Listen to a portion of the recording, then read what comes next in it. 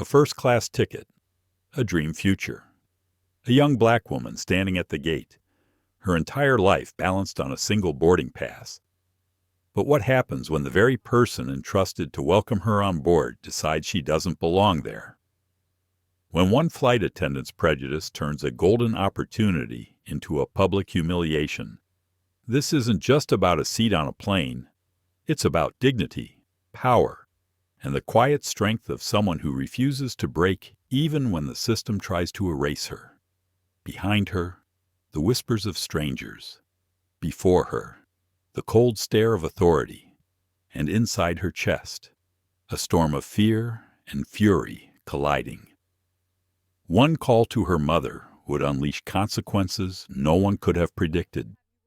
Careers destroyed, policies rewritten, and an airline brought to its knees, all because one young woman dared to stand firm against injustice. So, what exactly happened that night at Gate C-17? And how did a single act of cruelty spark a reckoning that spread far beyond the walls of an airport? Stay with us, like this video, share it with someone who needs to hear this, and don't forget to subscribe to our channel because you won't want to miss the story you're about to hear. A first-class ticket in her hand felt less like paper and more like destiny.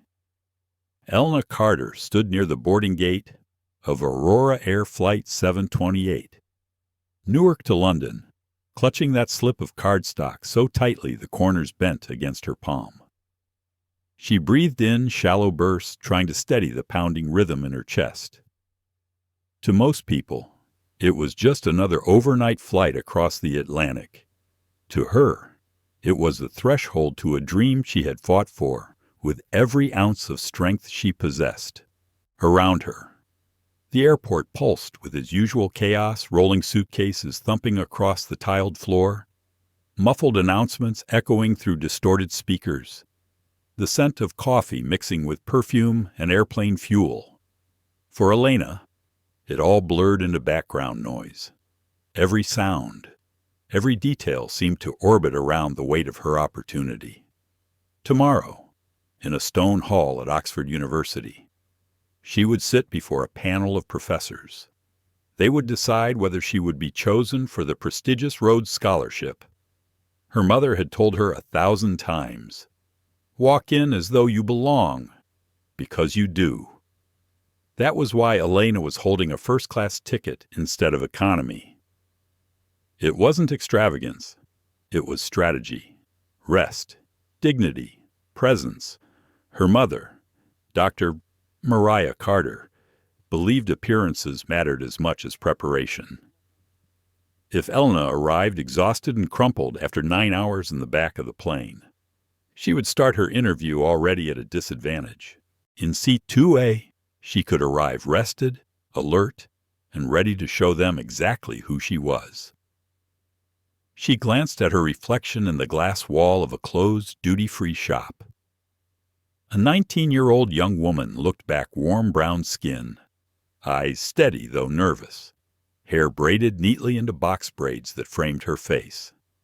She wore a tailored navy blazer over a soft gray blouse, paired with dark jeans and sneakers polished enough to look intentional. It was an outfit that spoke of ambition, but also practicality. She wanted to appear professional without forgetting she was still human, still herself. She whispered a line she had written on the inside of her notebook. "I am not out of place. I am exactly where I'm meant to be."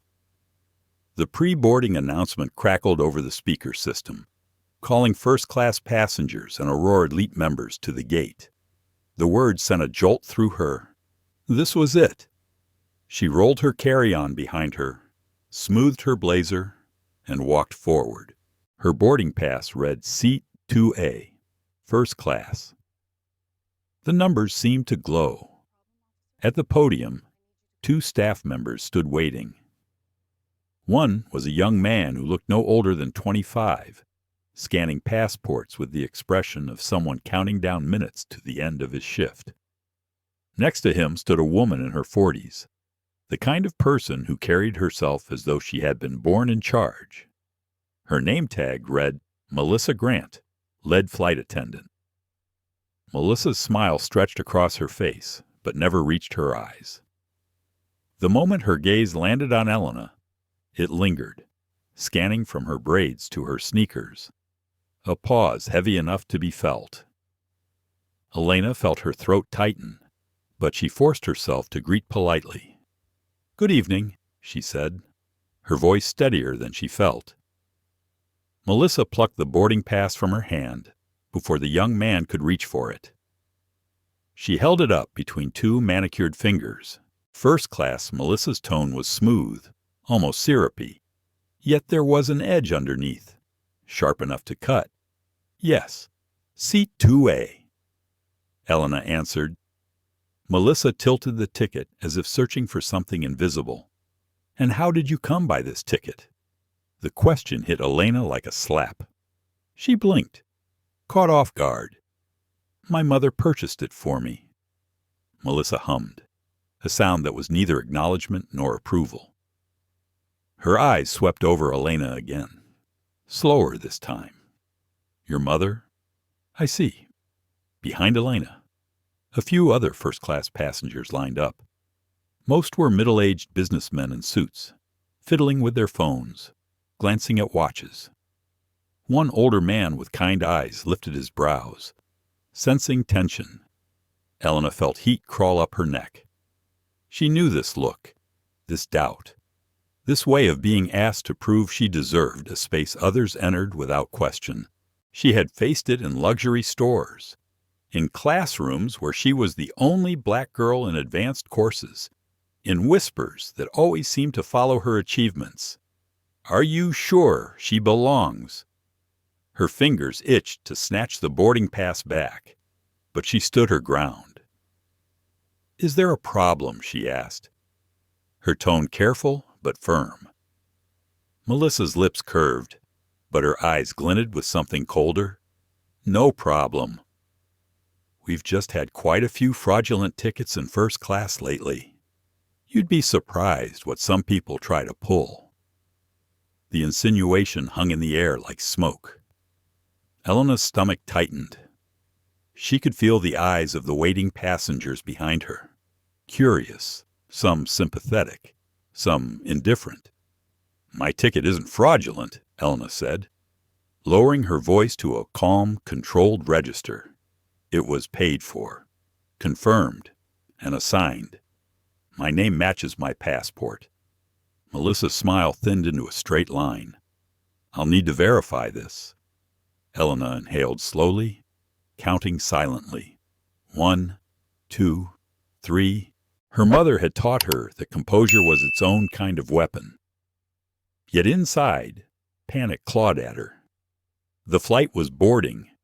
The clock was ticking. And between her and the life she had worked so hard for stood a woman who had decided, based on nothing but a glance, that she didn't belong.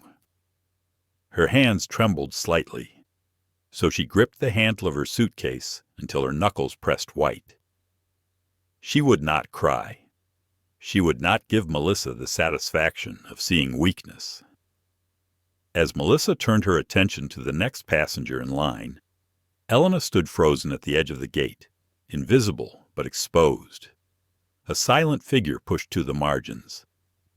Around her, the orchestra of the airport resumed. Scanners beeped. Rolling bags rattled. Footsteps echoed. But in her chest, a storm gathered, ready to break. She thought of her mother again. What would Mariah say if she were here? Probably what she always said. "You are not small. You don't wait to be given space. You claim it." Elena's lips pressed together. She lifted her chin, refusing to shrink. Something told her this was only the beginning. Melissa Grant's smile lingered even as Elena stepped aside, but there was nothing warm about it. It was a performance, polished over decades of customer service. But the eyes behind it gave her away. They flickered with suspicion, with a sort of weary contempt, as if she had been waiting for this moment. waiting for someone like Elena to make her feel justified in her prejudices. Elena leaned against the cool metal of a nearby column, pretending to scroll through her phone while keeping Melissa in view. Her heart was hammering, the pulse in her neck an uneven drumbeat. She told herself she would not crumble. Not here. Not when everything depended on this trip. But standing there, on the margins of the gate, felt like being placed in a glass box. Everyone could see her. No one intervened. Melissa moved with sharp efficiency, greeting the next passengers in line with that same smile. A man in a tailored navy suit handed over his boarding pass. Melissa scanned it quickly and waved him through without a second glance. Then a woman in her 50s, pearls resting against her silk blouse, stepped up. Again. Melissa's tone softened, her voice almost cheerful. "Welcome aboard, Mrs. Whitaker. Enjoy your flight." No hesitation, no suspicion, no questions about how they came by their tickets. Only Elena had been singled out, her seat questioned as though it were contraband. The realization burned in her chest. It was not about fraud. It was not about policy. It was about her. She shifted her weight, crossing her arms tightly. Each minute felt heavier, the edges of her future threatening to slip away. She forced herself to inhale deeply, counting again, grounding herself.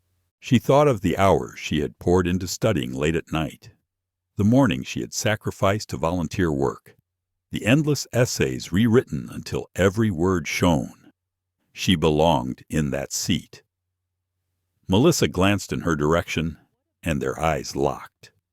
For a fleeting moment, Elena saw what lay beneath the polished uniform and the company-issued smile. It was something brittle, something sharp, a look that said, without words, "You don't belong here, and I will prove it." A shiver ran through Elena, but she didn't break the gaze. If Melissa expected her to flinch, to shrink into invisibility, she would be disappointed. Elena lifted her chin, her eyes steady.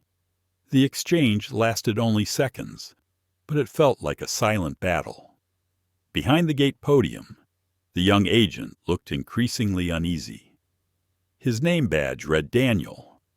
He avoided Elena's gaze, focusing intently on scanning tickets. Every so often, his glance would flick toward Melissa as if gauging whether to speak. But he didn't. Silence became complicity, and Elena knew he wouldn't risk his job for her. The line of first-class passengers dwindled. Soon, only Elena remained, her boarding pass still captive in Melissa's hands. The background noise of the terminal felt too loud now, every announcement, every rolling bag amplifying her isolation. Melissa finally turned back toward her, holding the pass delicately between her fingers. She tapped it once against the counter, her lips curling into the faintest smirk. "Still waiting patiently." "I see," she said. Elena's throat tightened. She wanted to demand her boarding pass back, to insist on her right to her seat. But her mother's voice echoed in her mind. "Composure is power." She steadied her voice. "I need to board. My seat is 2A. You verified my documents. There's no reason for delay." Melissa tilted her head, studying Elena as though she were a puzzle missing a piece. "Verification is a process. Miss Carter, you can't expect us to wave everyone through." "Everyone," Elena repeated, the single word dripping with disbelief. "You didn't ask anyone else how they bought their seat." A hush fell around them. A few passengers still lingering nearby glanced over, sensing the tension. Melissa's smirk faltered, but only for a second. She leaned closer, lowering her voice. "You're very observant," she whispered, her breath laced with peppermint. but perhaps a little too bold for your own good." The words chilled Elena more than the cold air blasting from the overhead vent. They weren't official. They weren't professional. They were personal. For a moment, doubt clawed at her. Should she just back away? Ask Daniel to intervene, or would that make things worse? She felt the weight of invisible eyes pressing down on her, passengers and staff alike, waiting to see what she would do. Her mind flashed with images of her mother again, Mariah, at the head of a boardroom table, calm but commanding, a woman who had learned how to make her presence undeniable. Elena inhaled. She had inherited that strength, even if it trembled inside her. "I'll wait," she said simply, though her voice carried steel. Melissa's brows lifted, amused by the defiance. She tucked the boarding pass under a folder as if storing evidence, then turned away. Elena sank back into her chair, every muscle tight with restraint. Her chest ached with unshed words. It wasn't just the humiliation of being doubted. It was the way Melissa wielded her authority not as a duty, but as a weapon. Elena thought of the word her debate coach had once used, insidious. Prejudice that hides behind professionalism. Prejudice that wears a smile. The gate area emptied as boarding continued. The announcement for business class passengers echoed overhead. Elena's panic grew. If she didn't board soon, her seat would be gone, her future slipping with it.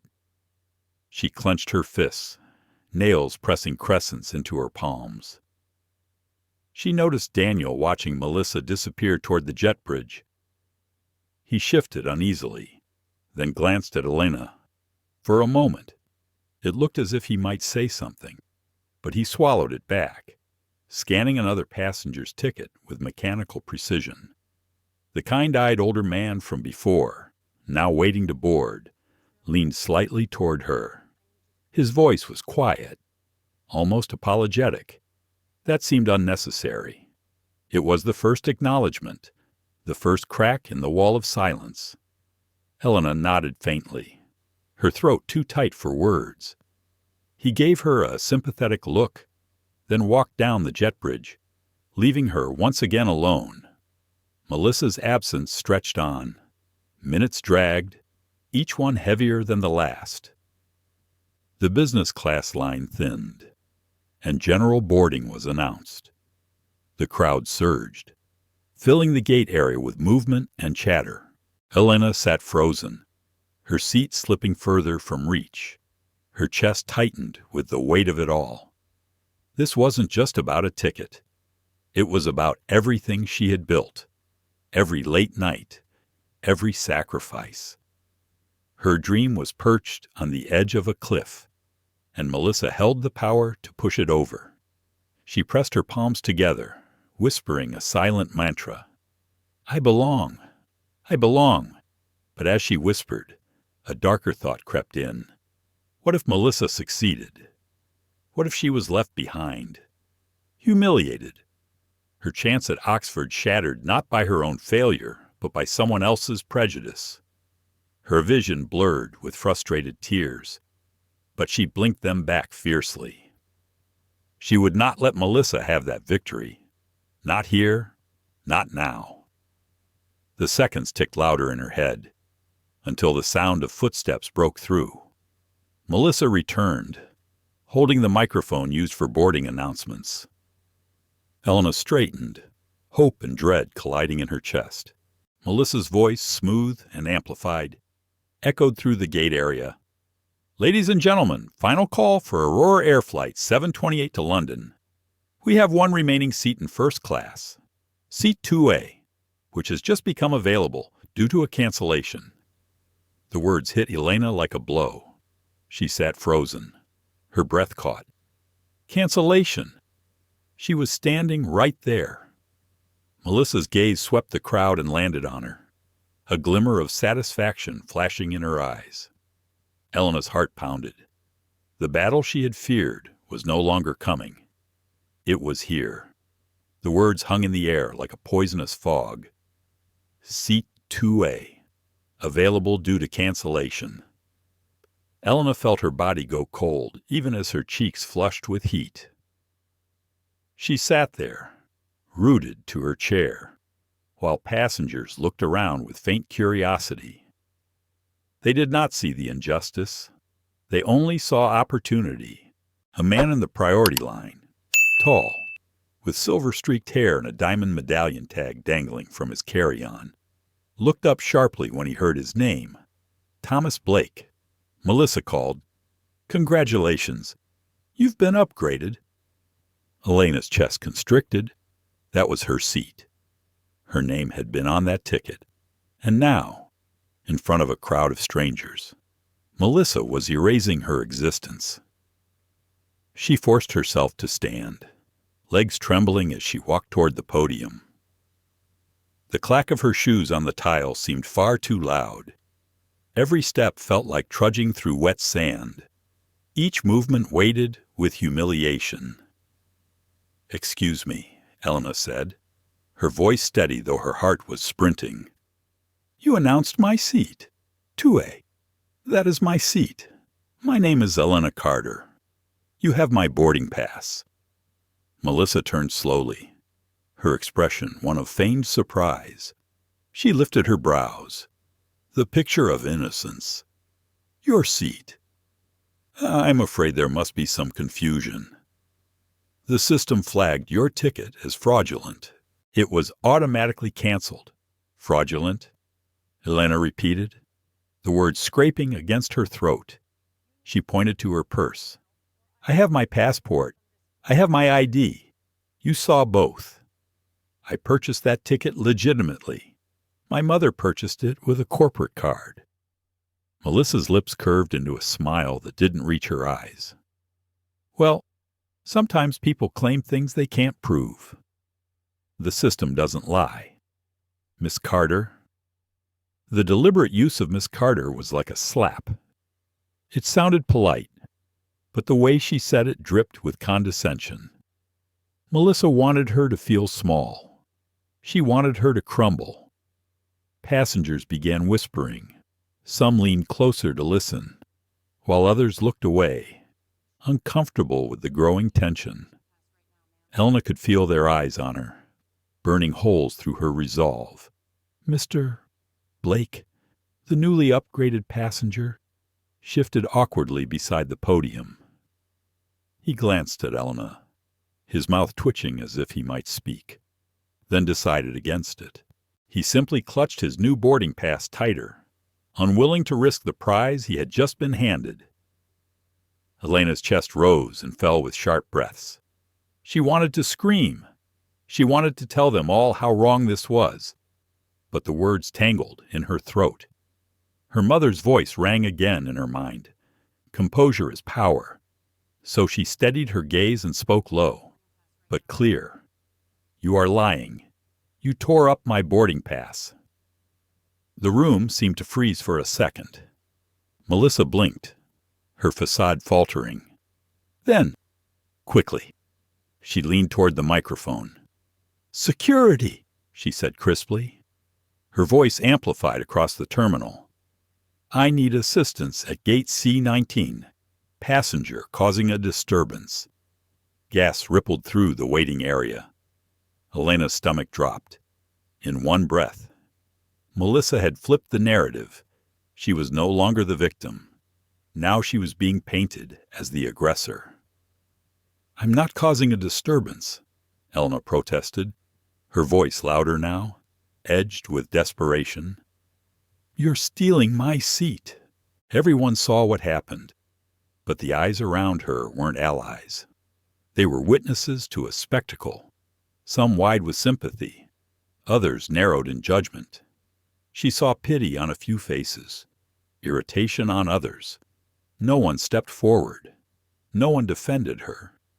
The kind-eyed older man from before lingered near the jet bridge, his face creased with concern. "Excuse me," he said to Daniel, the young gate agent. "This seems very unfair." Daniel's jaw tightened. His fingers fidgeted with the scanner.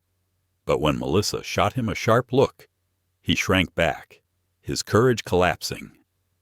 "It's procedure sometimes," he muttered weakly. Procedure.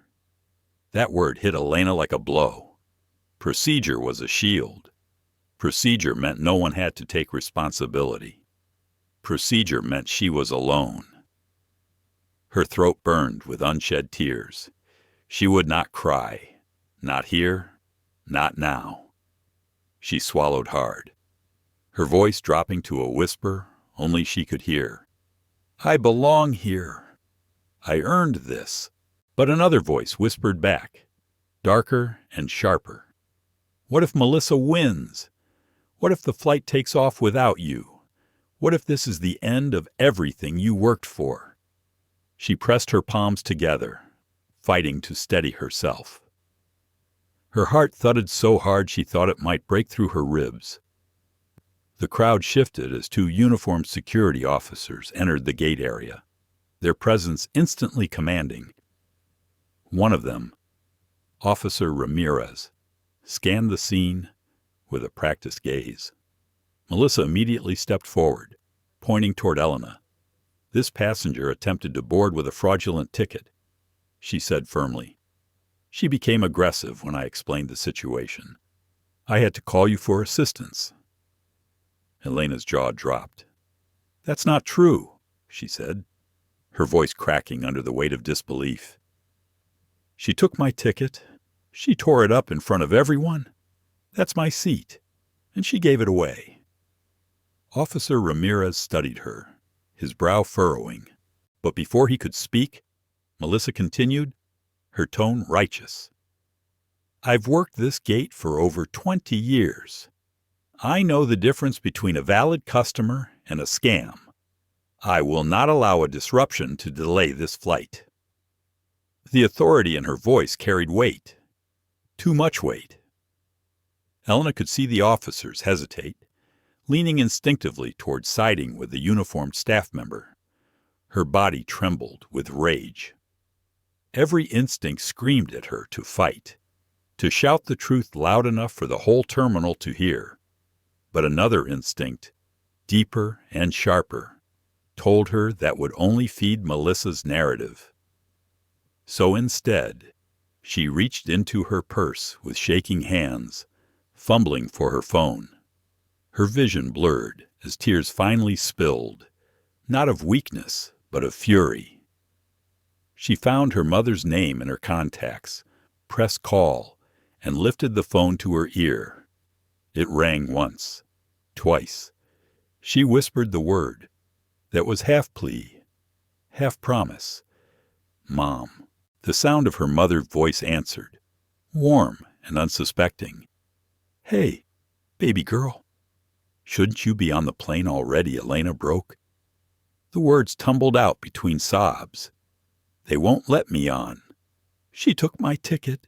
She said it was fraudulent. She gave my seat away." Mariah's voice sharpened instantly, the warmth evaporating into a blade of steel. Tell me exactly what happened." Elena glanced around the gate, her voice trembling. Her name tag said Melissa. "She tore my pass in half. She's calling security. They're saying I'm causing a disturbance." There was silence for a moment. Then her mother's voice came low. "Calm and absolute. Do not move. Sit where you are.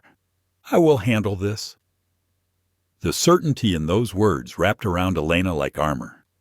For the first time since the ordeal began, she felt the faint stirrings of hope.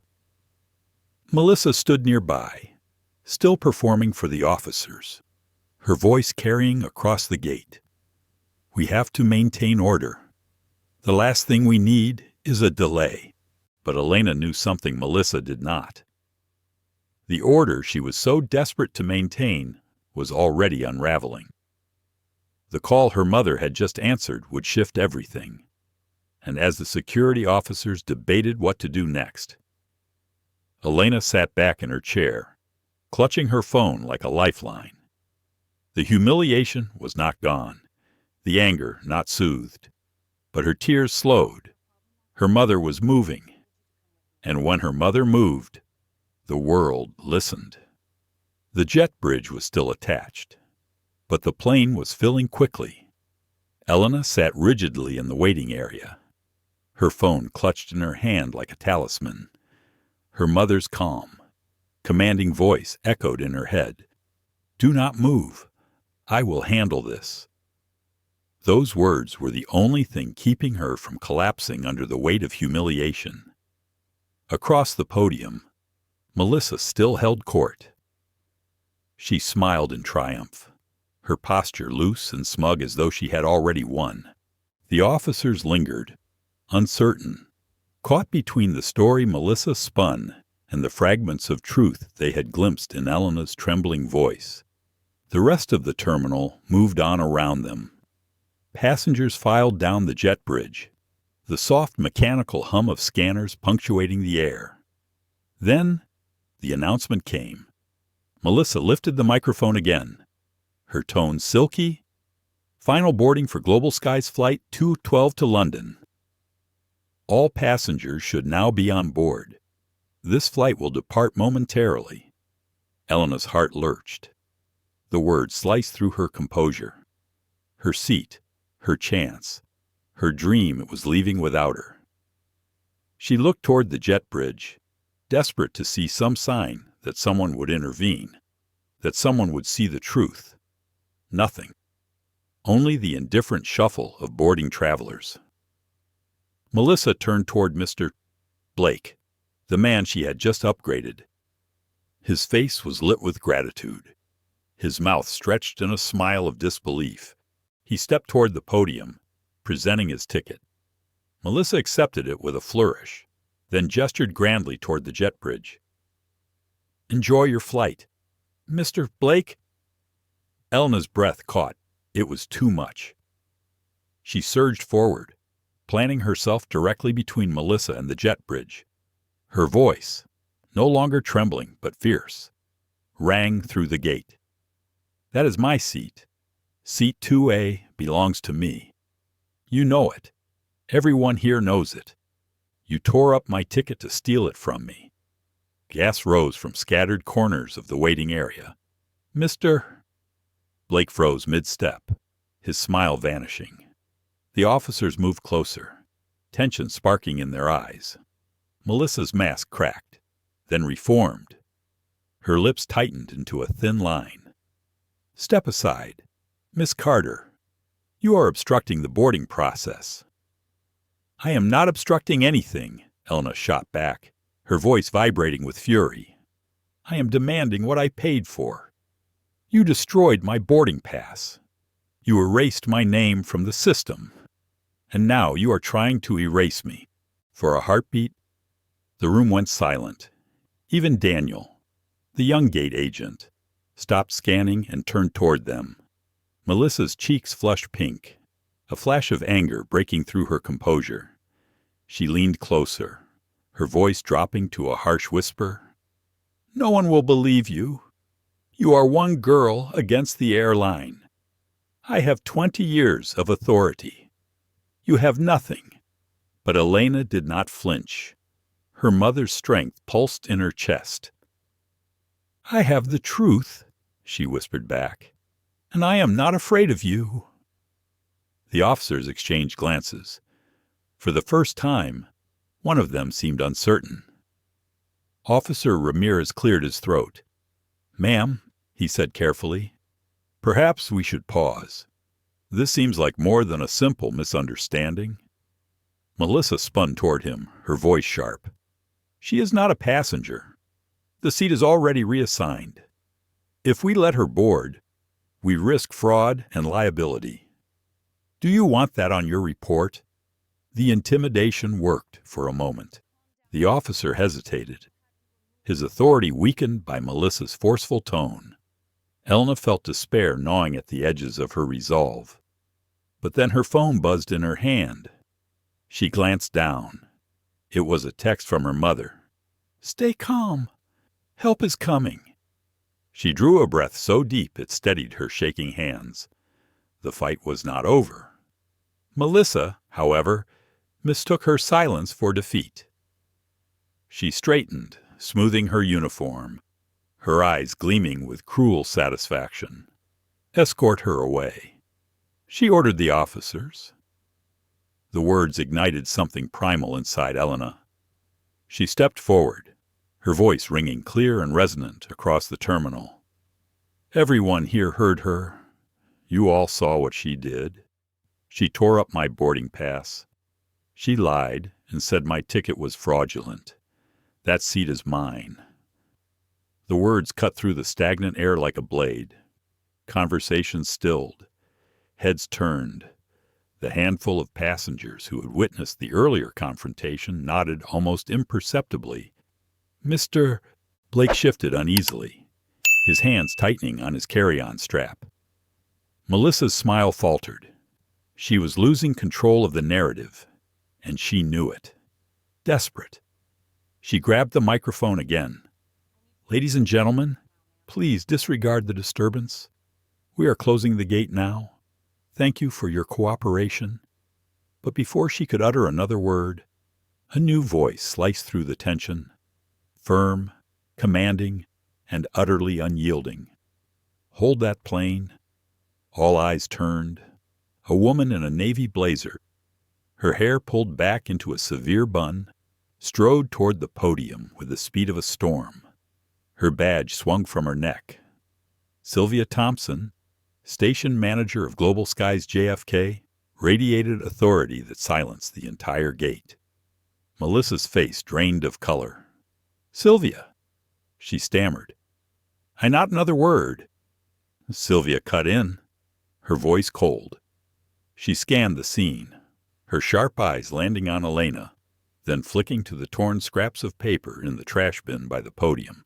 She turned slowly back to Melissa. "What exactly did you do?" Melissa opened her mouth, but no words came. The presence of her superior shattered her confidence. Sylvia pivoted to Elena, her expression softening. "Are you Elena Carter?" Elena swallowed, her voice low but steady. "Yes. I had a boarding pass for seat 2A. She tore it up and gave my seat away." Sylvia's jaw tightened. She turned to Daniel. "Is this true?" Daniel hesitated, his eyes darting nervously between the two women. Then, finally, he nodded. "Yes, ma'am. She had the boarding pass. I saw it. Melissa took it." A stunned hush fell over the gate. The truth, spoken aloud at last, rang like a verdict. Melissa sputtered. It was suspicious silence.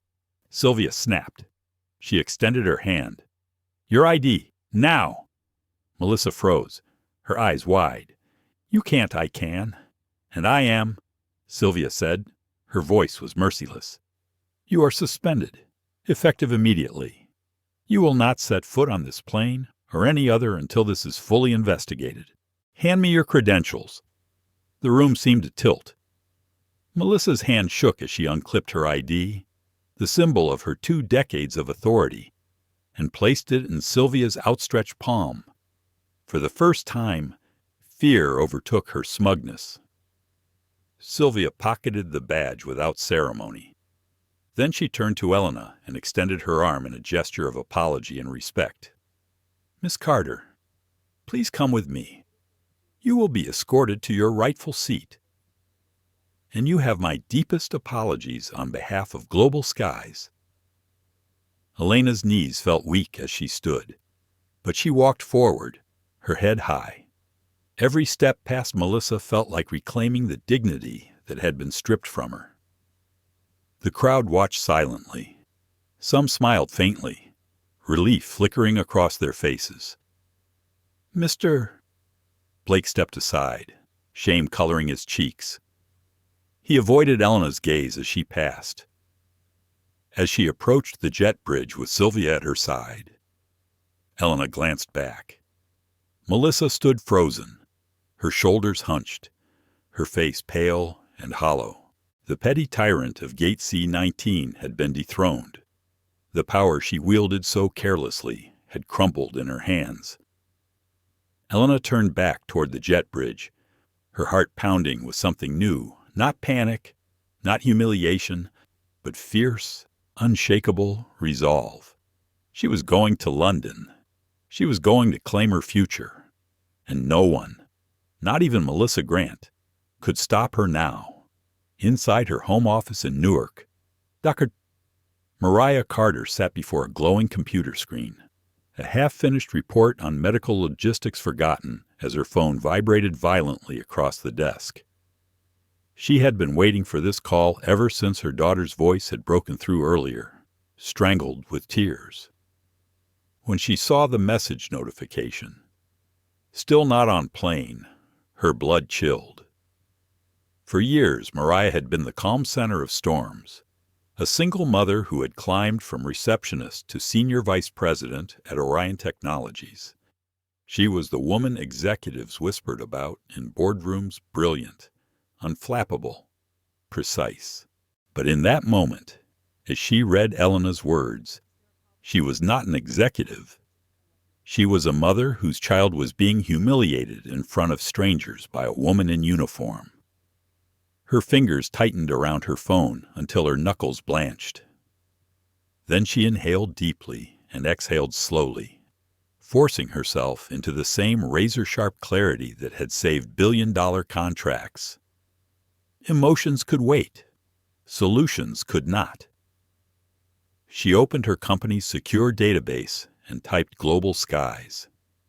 Dozens of contacts appeared, but she scrolled past the middle managers and account representatives until she found the one name that mattered, Richard Lawson, Vice President of Corporate Accounts.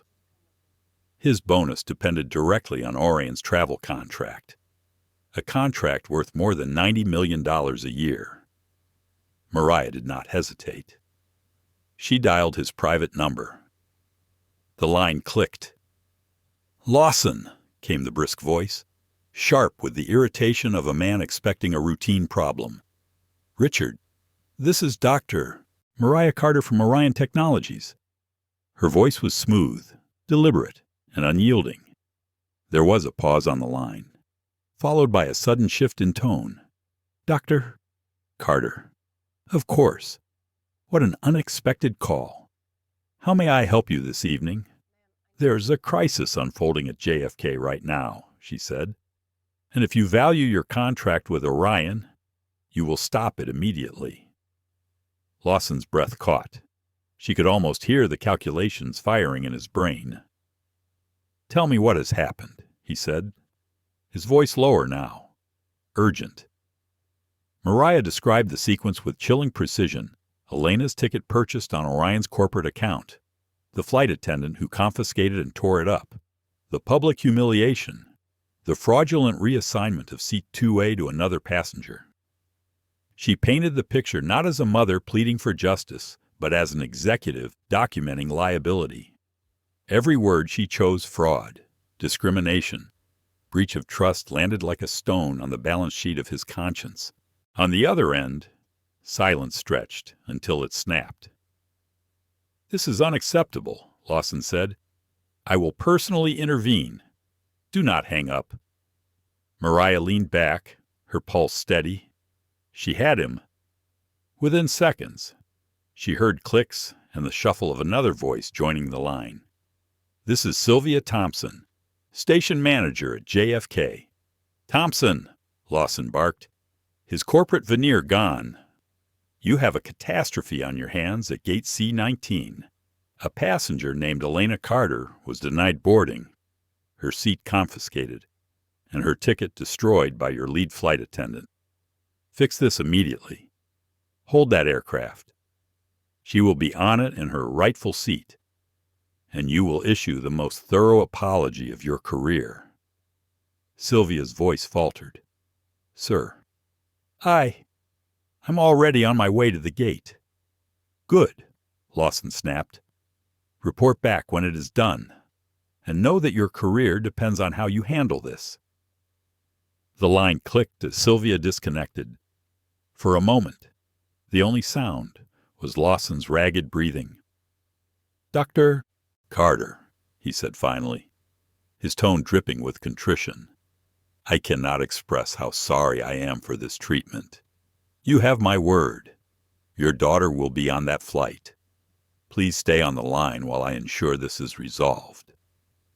Mariah closed her eyes, letting his panic wash over her like a balm. Do not thank me when it is fixed.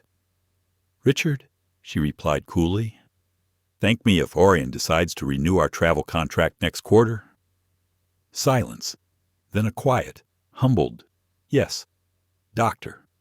She ended the call and immediately dialed Elena. Her daughter picked up before the first ring. Mom, Elena gasped, her voice trembling. They're trying to close the gate. Baby, listen to me, Mariah said, her tone softening into maternal warmth. A woman named Sylvia Thompson, the station manager, is on her way to you right now. Do not move. She is going to take you onto that plane herself. You hear me? Elena's voice wavered. But what if... No what ifs. Mariah interrupted gently.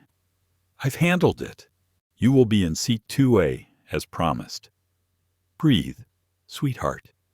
You are stronger than this moment. Elena inhaled shakily, then whispered, I'll try. You'll do more than try, Mariah said, her lips curving into the faintest smile. You will succeed. Now keep your eyes on that gate. She hung up, her hand trembling for the first time that night. The fury remained, but beneath it pulsed a well of pride.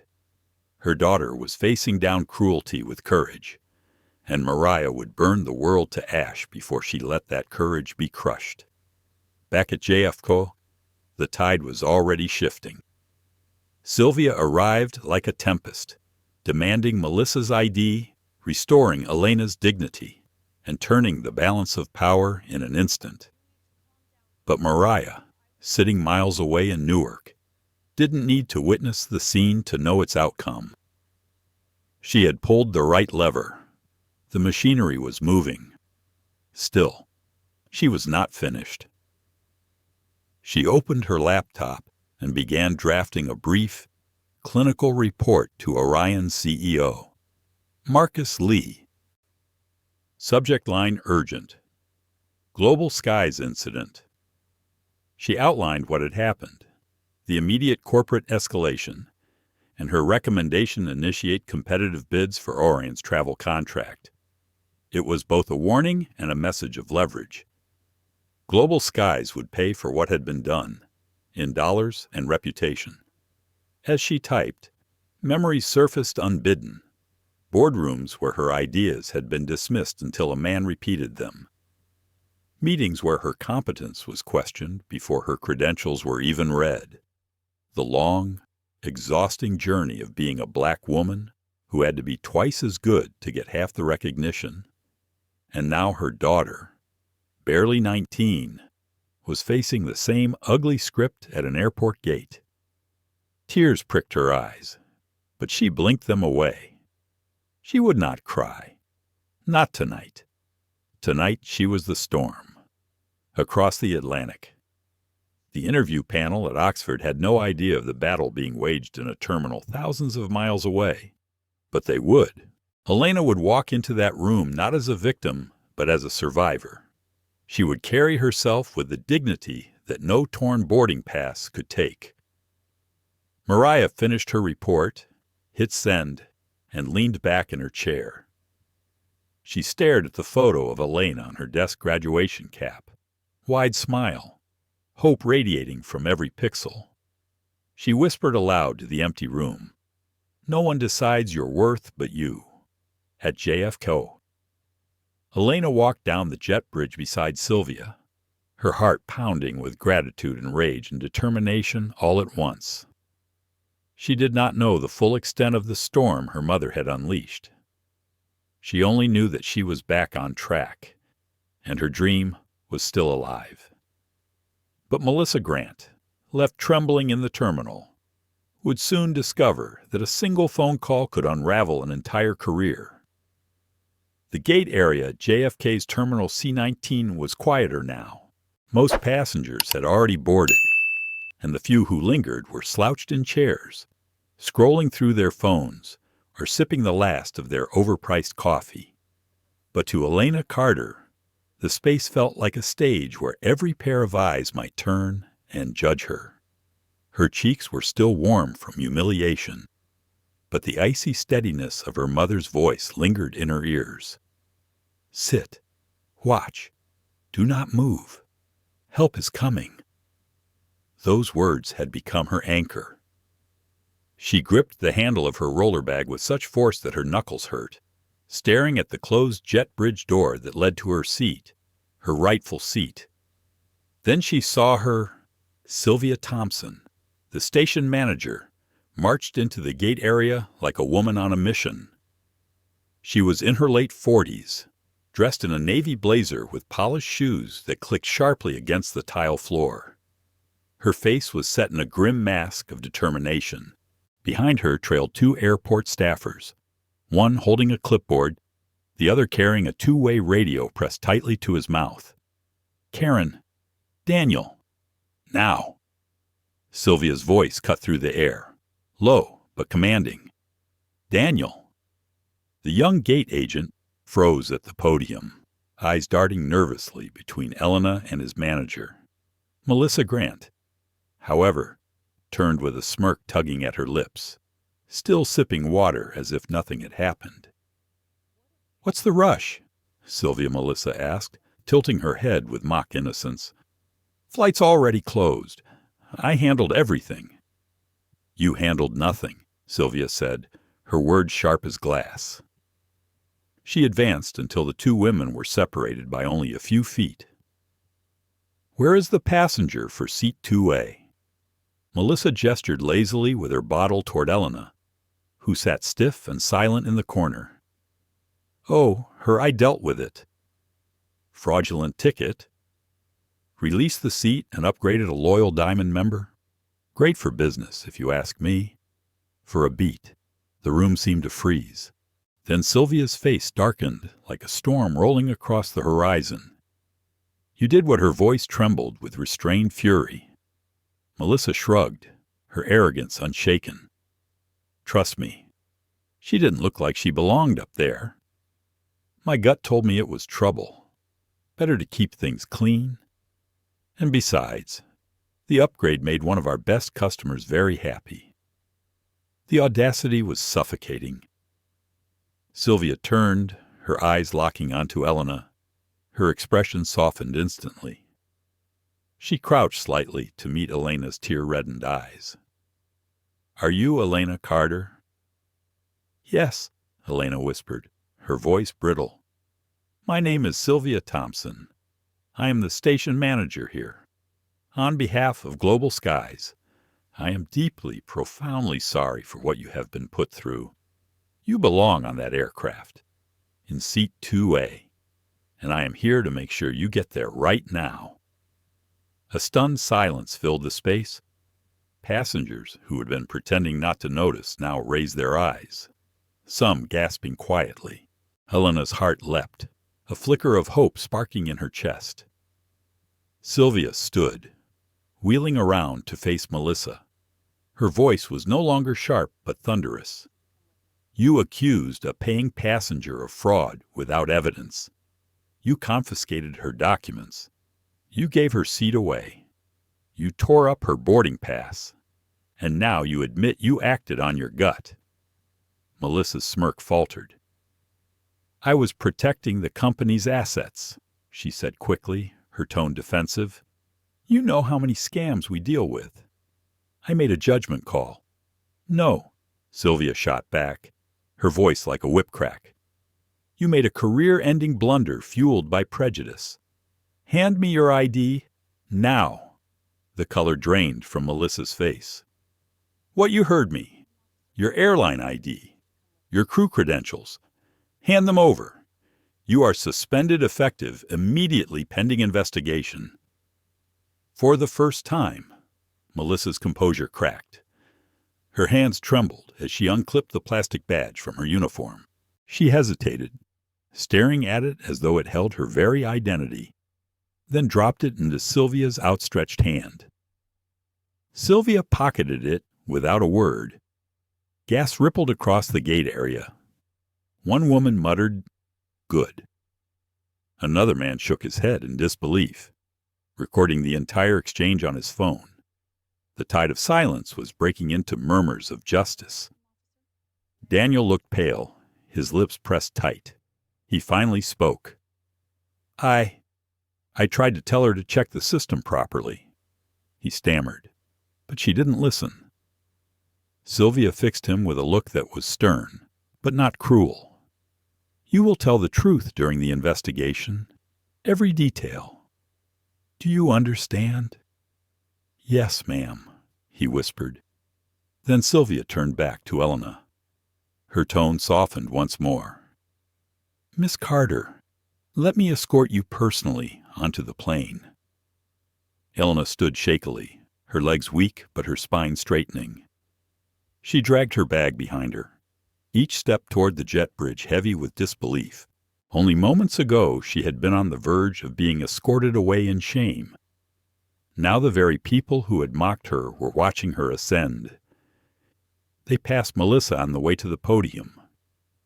The flight attendant stood frozen, her face pale and eyes wide, stripped of the authority she had clung to so tightly.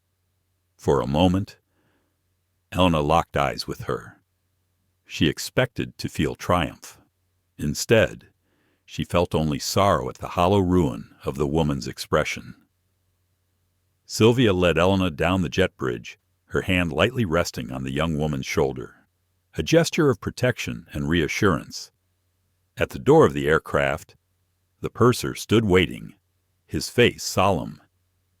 "Seat 2 is ready," he said. "Mr. Blake has been reseated." Sylvia nodded. "This is Miss Carter. She is your rightful passenger." The purser looked at Elena with warmth in his eyes. "Welcome aboard, Miss Carter. May I offer you a pre-departure drink, just water?" "Please," Elena murmured, still overwhelmed. As she stepped into the hushed luxury of first class, she caught the gaze of Mr. Peterson, the kind man from earlier. He gave her a small nod and a smile that said more than words could. She sank into the wide leather seat, the tension in her body finally breaking into a shiver of relief. The nightmare was ending.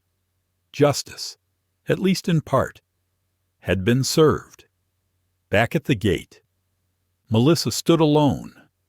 The passengers who had once ignored Elena's humiliation were now whispering about Melissa's downfall. Phones were raised, recording her pale face and trembling hands. An airport security officer arrived, speaking briefly with Sylvia before turning to Melissa. "Ma'am, you'll need to come with me." Melissa's lips parted as if to protest, but no sound came out. She followed him, her shoulders slumped, her once pristine uniform suddenly looking like a costume she no longer deserved to wear. As Elena buckled her seatbelt and stared out the window at the tarmac lights, she saw a final glimpse of Melissa being led away from the gate, her figure shrinking into the terminal until she disappeared entirely. The engines rumbled to life. The aircraft door sealed shut. Elena's chest loosened. She pulled out her phone, connected to the free Wi-Fi, and typed a message with trembling fingers. "I'm on the plane. Mom, seat 2A. "Thank you?" The reply came back instantly. "You faced fire today, baby girl, and you walked through it. I love you. Now go get that scholarship." Helena smiled faintly, leaning her forehead against the cool glass. For the first time all night, she allowed herself to believe her dream was still alive. The soft chime of the seatbelt sign faded, and the cabin lights dimmed to a muted glow. The aircraft lifted off the runway with a deep vibration that coursed through the floor, pushing Elena Carter back into the plush embrace of her seat. For the first time all evening, she felt safe. The walls of the plane separated her from the chaos, cruelty, and humiliation she had endured at the gate. Yet her mind refused to quiet. She turned her face toward the oval window, watching as the sprawling grid of New York City receded into a tapestry of tiny lights. Somewhere far below, her mother sat in her immaculate office, spreadsheets abandoned, every ounce of her energy focused on fighting for her daughter. Elena whispered softly, almost like a prayer, "Thank you, Mom." The purser approached quietly, his voice low and respectful. "Miss Carter, may I bring you something to help you settle? In water juice? Perhaps a light snack? Water is fine." "Thank you." He returned a moment later with a crystal glass balanced on a linen napkin. She accepted it with both hands, feeling the coolness seep into her palms. The gesture was small, but it carried a weight of dignity that contrasted starkly with the humiliation she had faced only an hour earlier. She sipped, then closed her eyes, willing her body to release the tension coiled within. But instead of calm, images flooded her mind. Melissa's smirk, the tearing of her ticket, the murmurs of the passengers who had looked away. Her chest tightened again. She pressed a hand against her sternum, as if she could force the ache out of her body. "Breathe," she told herself. "You are here. You are in your seat. They did not win." Still, the questions gnawed. Why had no one spoken up? Why did it always fall on her, or on her mother, to fight these battles? Why must every victory come after being forced to prove, again and again, that she belonged? She reached for her carry-on and pulled out a slim notebook. Its cover was worn from years of use, its pages filled with class notes, debate strategies, fragments of essays. Tonight, it would be her refuge. She opened to a blank page and began to write. September 5th, 2025. Tonight I learned that prejudice wears a uniform too. It hides behind rules and procedures, but its voice trembles with the same old malice. I almost lost everything because one woman decided I did not look the part. But I am here, and I will not let her define this moment. I will carry it with me. Yes, but as fuel, not as chains. She paused, staring at the words. Her hand shook slightly as she wrote the final line. Tomorrow at Oxford. I will speak not only for myself, but for everyone who has ever been told they did not belong. Closing the notebook, she slid it back into her bag and allowed herself a long exhale. Across the aisle, Mr. Peterson, the kindly businessman, leaned slightly toward her. His voice was gentle, pitched so that only she could hear. "I just want you to know. I saw what happened. It was wrong. I'm glad you are here where you belong." Helena's throat tightened. She nodded, whispering, "Thank you." He offered a small, encouraging smile before returning to his book. It was not much, but it was something in acknowledgement, a sliver of solidarity that eased her solitude. The cabin crew moved quietly through the aisles, serving meals. The aroma of warm bread and roasted chicken drifted through the air, but Elena's appetite was faint. She accepted the tray anyway, forcing herself to eat a few bites.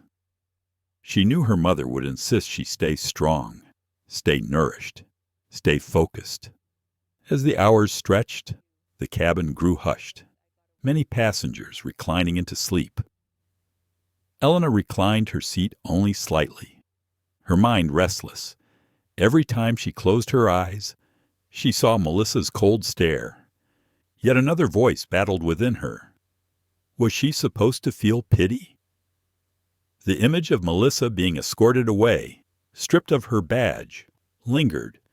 For a flicker of a second, Elena had seen not power, but a hollow fear in the woman's eyes, and that unsettled her.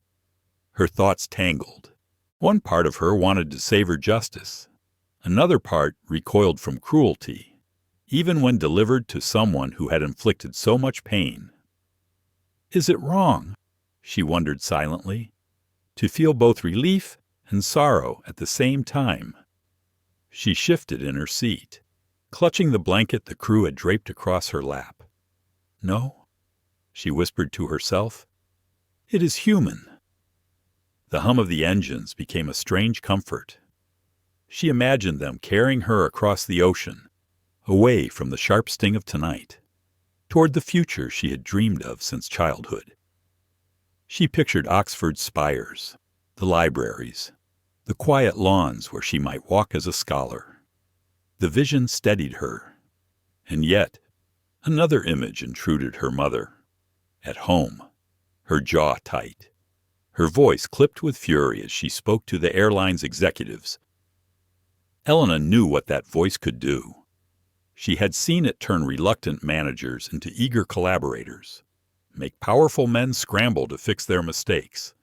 Tonight, that voice had protected her, but Elena also worried about the toll. Her mother carried battles that Elena could not yet fully understand. Battles fought in corporate boardrooms, battles against invisible ceilings, battles for dignity that should never have required fighting. Elena pressed her palms together and whispered, I will make it worth it. Mom, every sacrifice, every fight. The hours passed. At some point, exhaustion finally claimed her. She drifted into sleep, her dreams a kaleidoscope of images. Her mother's stern face softening into pride. Melissa's badge being taken away. The Rhodes interview panel waiting with expectant eyes. She woke to the faint glow of dawn seeping through the window, the horizon painted with streaks of pink and gold.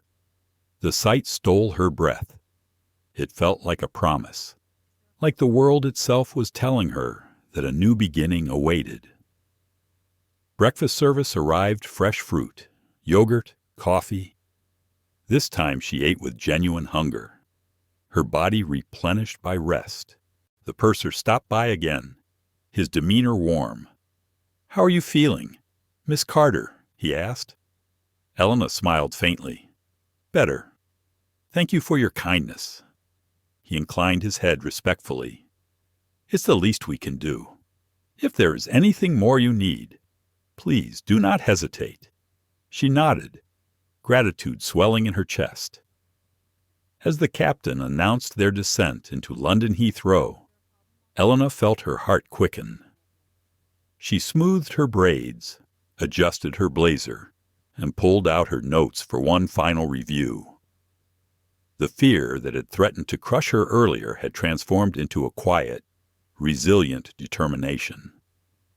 When the wheels touched down and the plane slowed to a crawl along the taxiway, Elena whispered to herself, You survived. Now you rise. The plane rolled to a gentle stop at the gate, and a ripple of movement swept through the cabin as passengers reached for their belongings. Elena Carter stayed seated for a moment, her hands resting firmly on her lap, grounding herself in the hum of the engines winding down.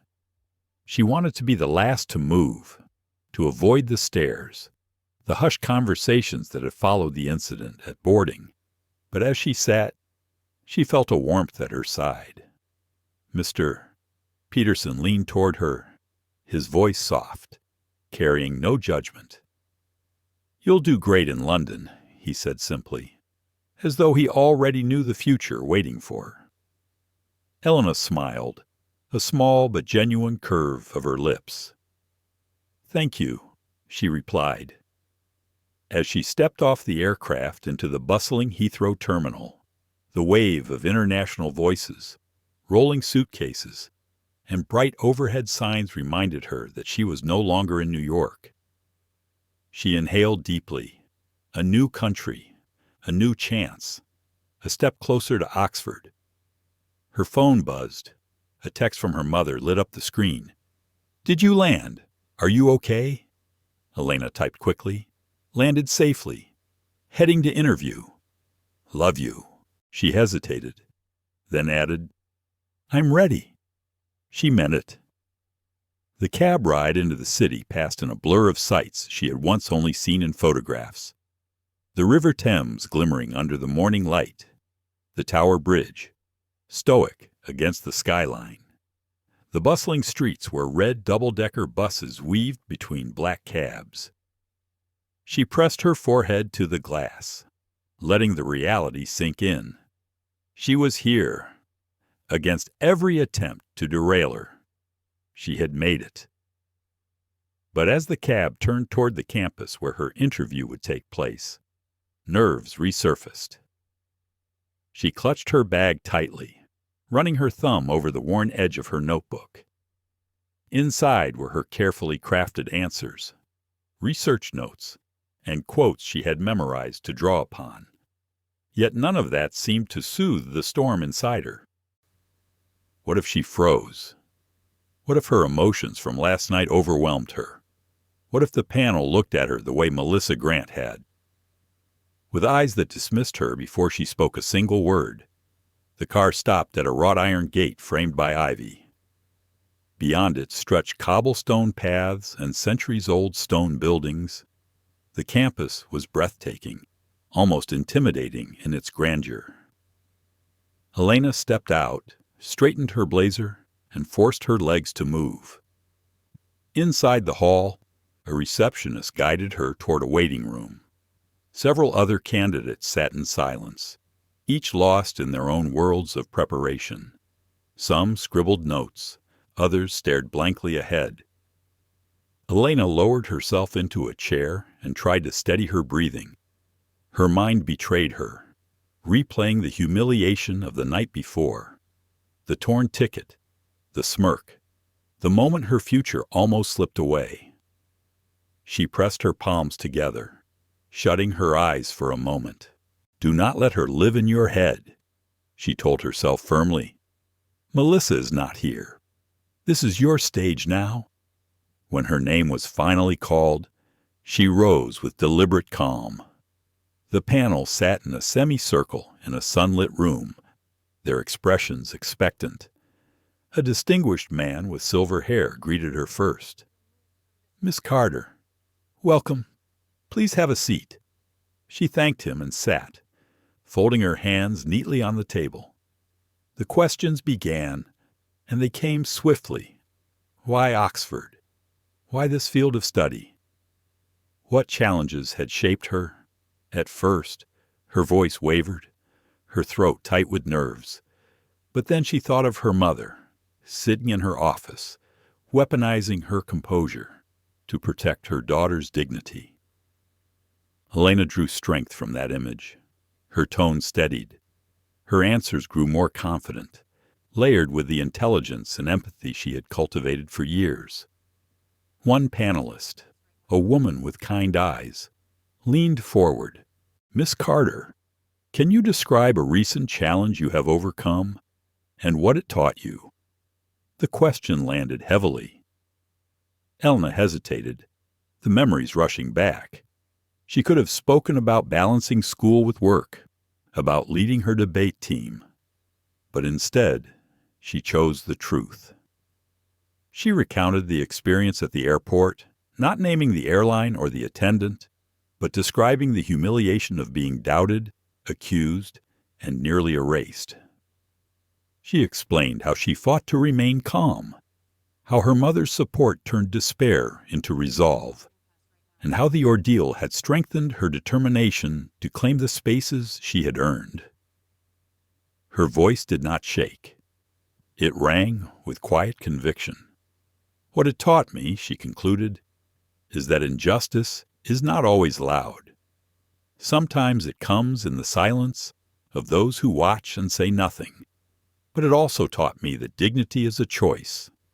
Even when others try to strip it away, you can choose to hold on to it, and I will carry that lesson into everything I do." The room was silent for a beat. The panelists exchanged thoughtful glances. Then the silver-haired man gave a slow, deliberate nod.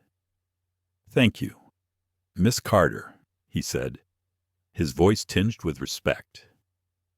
The rest of the interview flowed like a conversation. Elena spoke of her passion for international policy, her vision of creating opportunities for underrepresented communities, her belief that education should be a bridge, not a barrier. With each word, her confidence grew.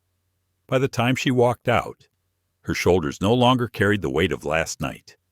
They carried the lightness of possibility. Outside, the air was crisp and cool. She pulled out her phone, dialing her mother. "It's done," Elena said as soon as Mariah answered. Her mother's voice softened. "How do you feel, Strong?" Elena replied. "Like I turned pain into power." Mariah was quiet for a moment, then said, "That's my girl." The call ended, and Elena stood for a while in the courtyard, watching other students hurry past. She realized she no longer felt like an outsider looking in.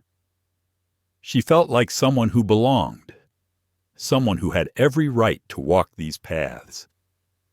As she left the campus, she whispered under her breath, "I am ready." Back in her hotel that evening, exhaustion finally caught up. She stretched out on the bed, her notebook on the nightstand, flipping to a fresh page. She wrote, "Today, I spoke my truth, and they listened." Sleep claimed her quickly, deep and dreamless. For the first time in days, she rested without the weight of fear. Back in New York, the world was already beginning to shift. Elena Carter had only just fallen asleep in her London hotel when her name and face started appearing across phone screens thousands of miles away. A passenger on the Newark flight, a college student named Jasmine Lee, had quietly live-streamed the entire confrontation at the gate. She had not intervened, but her phone had captured everything: the snide tone in Melissa Grant's voice, the tearing of Elena's boarding pass, the moment when security was summoned for no reason at all. The video spread quickly, first among Jasmine's circle of friends, then across social media platforms hungry for outrage.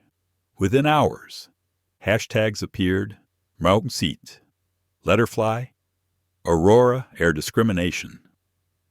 The images of Elena standing with tears in her eyes while Melissa smirked became a rallying point in the Carter household back in Newark. Mariah Carter was at her desk when her phone would not stop buzzing. At first, she assumed it was more follow-up from Aurora Air's vice president, but as she opened her notifications, she saw dozens of strangers tagging her name. Somehow, someone had connected Elena's identity to her mother's corporate role. Her stomach tightened as she clicked one of the links. There was her daughter, small but unyielding, facing the humiliation of being told she did not belong. Mariah felt rage rise again, but this time it was accompanied by something else. The world was watching.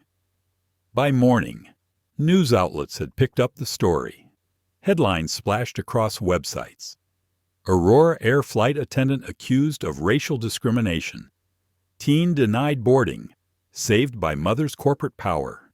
Viral video shows airline bias in action. Reporters scrambled for details, some camping outside the Carter home. Mariah knew she had to control the narrative before it consumed them. She called Jonathan Blake, the corporate accounts vice president, demanding not only accountability but also a public acknowledgement.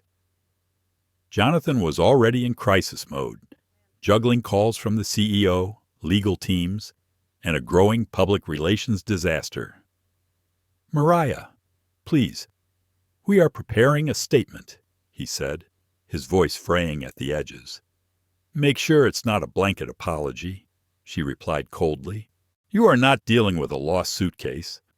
You are dealing with my daughter's dignity, and by extension, the dignity of thousands who have experienced the same. If you downplay this, you lose more than a client. You lose credibility forever." Across the Atlantic, Elena woke to the sound of her phone vibrating nonstop on the nightstand. At first, she thought it was her mother checking in again. When she unlocked the screen, she froze. Hundreds of notifications, messages from friends, classmates, and strangers alike. Her face was everywhere. She scrolled through comments beneath the video. Some expressed support, admiration for her composure. Others were angry, demanding Melissa Grant's termination. But mixed in were darker voices, people dismissing her, mocking her tears, accusing her of playing the race card. The cruelty was sharp, but Elena refused to let it consume her. Instead, she sat up straighter, reminding herself of what she had said in the interview. Dignity is a choice. She chose to hold on to it. At Aurora Air headquarters in Chicago, executives gathered in a glass-walled conference room that overlooked the city skyline. The atmosphere was thick with tension. The CEO, Richard Collins, spoke with clipped words. "We are bleeding public trust by the hour," he said. "We need immediate action." "Where is Grant suspended?" Jonathan answered. "Pending termination." "And the passenger?" Collins pressed. "Elena Carter," Jonathan said. 19 years old, finalist for an international scholarship, daughter of Mariah Carter, who oversees Innovate Corporation's travel account. Innovate contributes $120 million annually to us. The room fell silent. Collins rubbed his temple. So not only did our employee humiliate a young woman publicly, but she did so to the daughter of a top corporate partner, and it's now a viral firestorm. Perfect. He turned to the communications director. "Draft the statement. Admit wrongdoing. Announce reforms. Suspend without delay. And make sure Mariah Carter is personally contacted by me before this day ends." While the airline scrambled, ordinary people continued to spread the story. Teachers in classrooms used it as an example of modern discrimination. Advocacy groups issued statements of solidarity. Even a few politicians tweeted support for Elena, framing the incident as part of a larger conversation about systemic bias in air travel. Elena, however, was caught between relief and discomfort. She had never asked to become a symbol. Her goal was the interview, the scholarship, her future. Now strangers debated her worth online, some lifting her up, others tearing her down. Her mother called again that evening, her voice steady but gentler than before. "Baby girl." "How are you holding up? I don't know," Elena admitted. "It's strange. Everyone keeps saying I'm brave, but I didn't feel brave. I just felt cornered. Bravery doesn't always feel like fire," Mariah said softly. "Sometimes it feels like shaking hands and a breaking heart. But you stood your ground, and that's what people see." Elena blinked back tears. "Do I really have to carry this, all of it?" "You don't have to carry it alone," Mariah replied. "I will carry it with you, and we will turn it into something larger than both of us." The next morning, Aurora Air released its statement. It acknowledged a grave lapse in judgment and announced an immediate internal review. Melissa Grant was officially terminated, and new mandatory anti-discrimination training for all customer-facing staff was promised. But the public was not fully convinced. Many demanded deeper accountability, pointing out that systemic issues could not be solved with a single firing. Meanwhile, clips of Elena's story continued to circulate. News anchors replayed the video, debating what it revealed about unconscious bias. Influencers posted commentary, some sympathetic, others opportunistic. The storm grew louder, sweeping Elena further into a spotlight she never asked for. She sat in her London hotel room, the curtains drawn against the glare of the outside world. For a long time, she stared at her reflection in the mirror. She saw not just a teenager, but someone thrust into history's current. Someone forced to choose how to respond. Finally, she opened her notebook and began to write. "My seat was never just a seat." She scribbled. It was a statement that I belong. When it was taken from me, I thought I lost everything. But maybe it was never about the seat. Maybe it was about proving, to myself and to others, that dignity cannot be reassigned. She set down the pen and felt a quiet resolve settle over her. The storm outside was beyond her control, but how she carried herself through it, that was her choice. And for the first time since the ordeal began, Elena felt that she could breathe freely. The Newark terminal was buzzing long after the aircraft had left the gate. Travelers scrolled on their phones, whispering about the video that had already started making its way through news feeds. But inside the cabin of Aurora Air Flight 728, a different kind of judgment was unfolding, one that could not be scrolled away. Elena Carter sat quietly in seat 2O, her body still trembling from the confrontation, though she tried to hide it behind the wide leather headrest. The air was cold in the cabin, almost too cold, but she welcomed it. It steadied her nerves. She could still see the look on Melissa Grant's face as Sylvia Hernandez, the station manager, stripped her of her badge. That single gesture had shifted the entire atmosphere of the aircraft. A uniform had once symbolized power, but now passengers understood that it could be revoked just as swiftly when misused. Whispers rippled through the rows. Some passengers leaned across aisles, murmuring about what they had just witnessed. Others kept stealing glances at Elena. The older businessman in seat 4C gave her a small, solemn nod. His eyes filled with something that looked like both respect and regret. Perhaps he regretted not speaking up sooner. The purser, David Hann, approached with a glass of water, his hands steady but his face betraying the weight of the moment. He crouched slightly to meet Elena's eyes.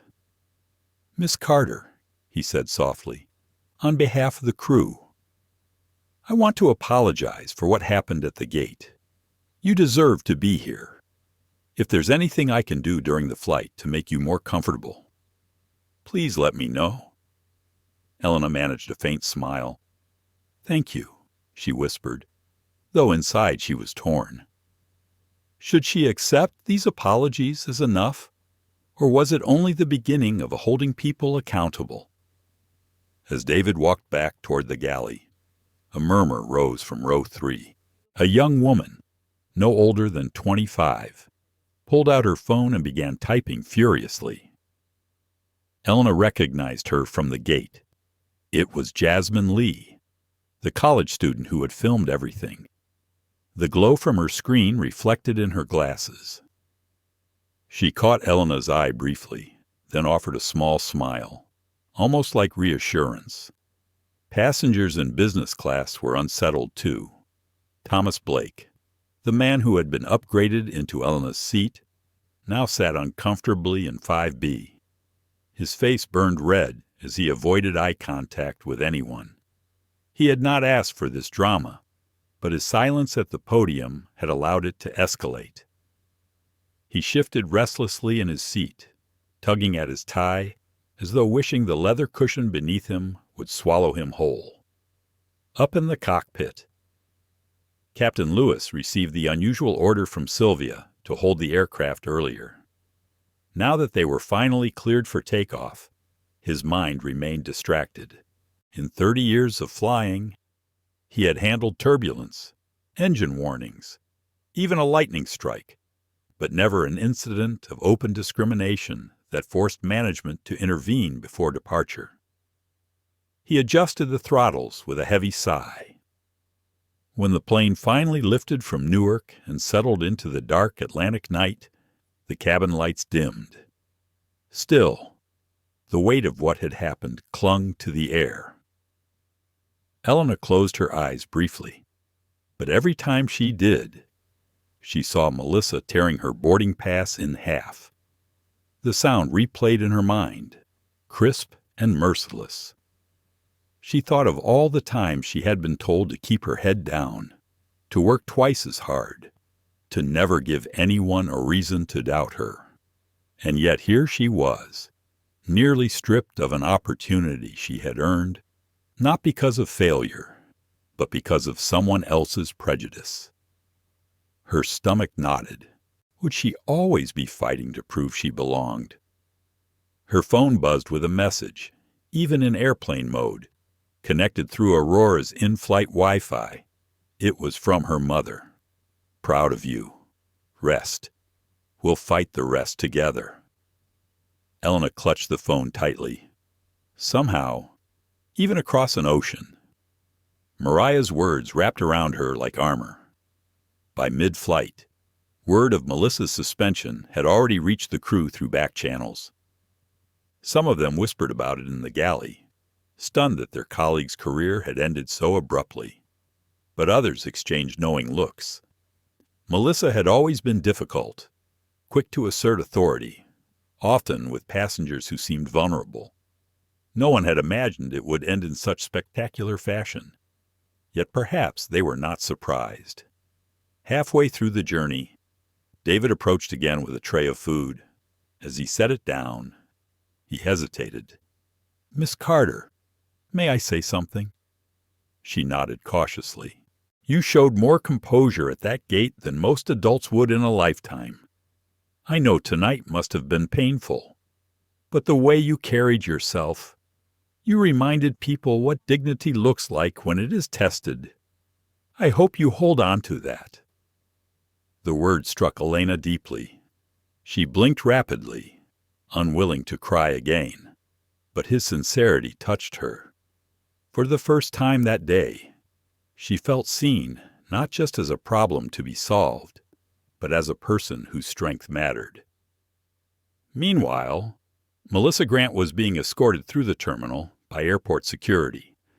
Her hands shook as she held the strap of her handbag, her ID card already surrendered. Travelers stared as she passed, some whispering, others snapping discreet photos. The humiliation was public and merciless. She had once wielded her authority like a weapon. Now, stripped of it, she felt smaller than she ever had in her life. Inside Sylvia Hernandez's office, paperwork was already being prepared.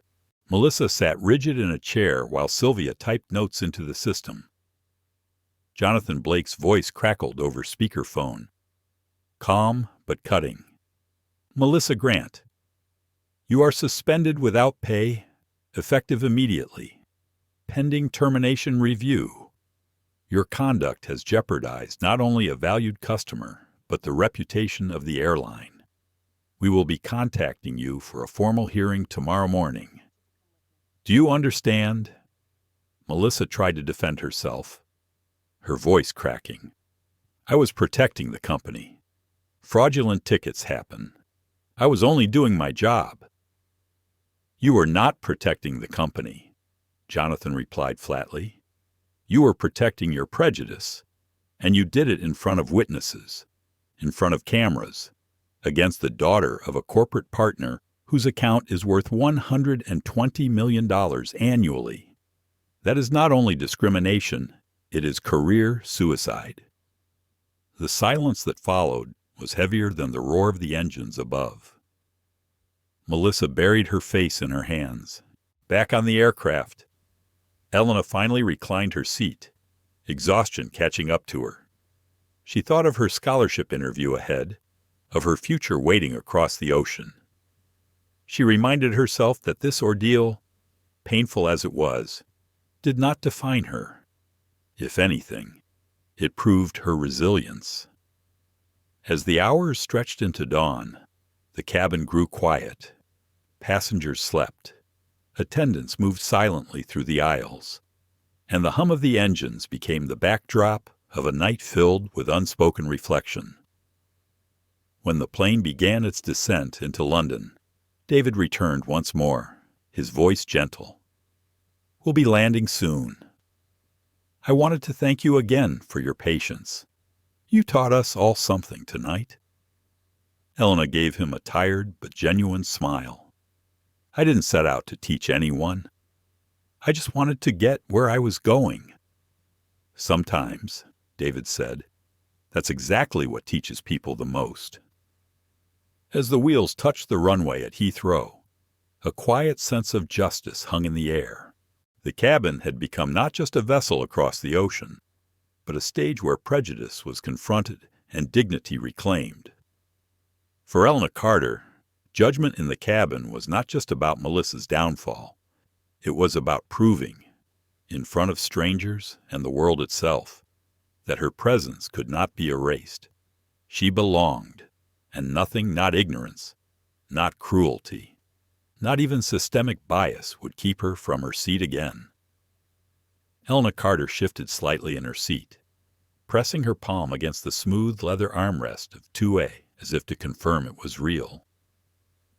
The hum of the engines carried through the cabin like a steady heartbeat, but inside her chest, her own heart was still unsteady.